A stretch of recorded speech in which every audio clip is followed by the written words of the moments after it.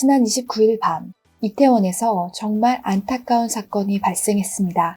그저 특별한 하루를 바랬을 뿐인데 갑작스럽게 생을 마감하게 된 젊은 청년들, 그리고 그의 가족들을 생각하면 마음이 너무나도 아픕니다. 감히 어떻게 그 마음들을 헤아릴 수 있을까요?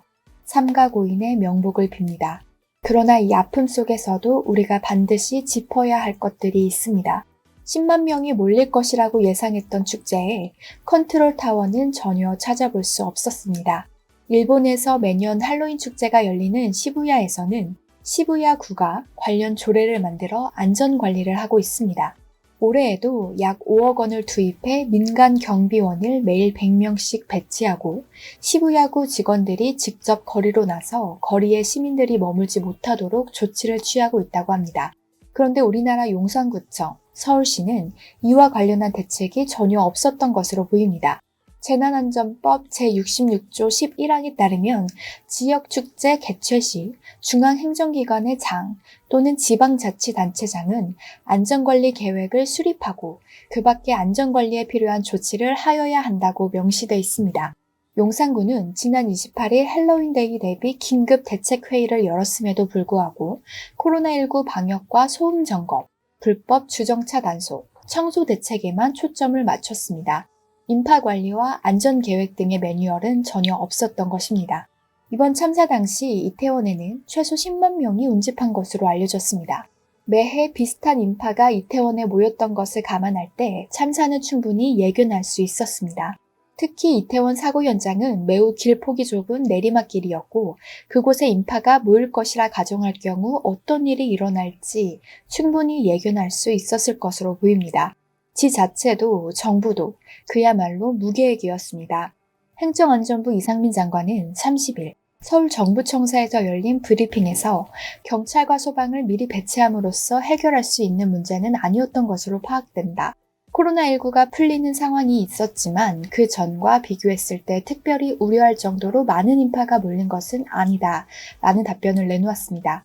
특별히 우려할 정도의 많은 인파가 몰린 것이 아니라니 제대로 사태 파악조차 못하고 있는 것으로 보입니다. 뿐만 아니라 이 장관은 어제 잘 아시다시피 서울 시내 곳곳에서 여러 가지 소요와 시위가 있었다. 이런 곳으로 경찰 경비 병력이 분산됐던 측면이 있었다면서 책임을 회피하는 듯한 모습까지 보였습니다.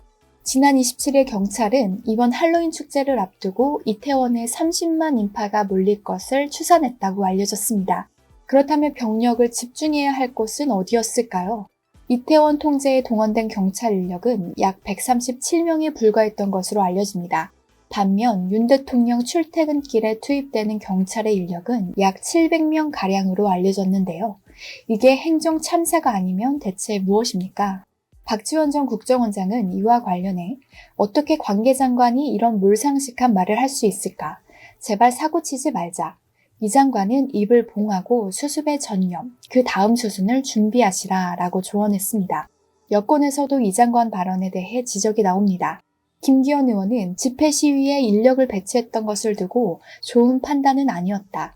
사람 10만 명이 모인다는 얘기가 있었기 때문에 사전에 대책을 세웠어야 된다. 굉장히 소홀했다. 그런 형태의 언행은 조심해야 한다고 지적했습니다. 누군가는 이런 비난에 대해 정치병에 걸렸냐, 안전사고에 왜 정치를 끌어들이냐고 비판합니다.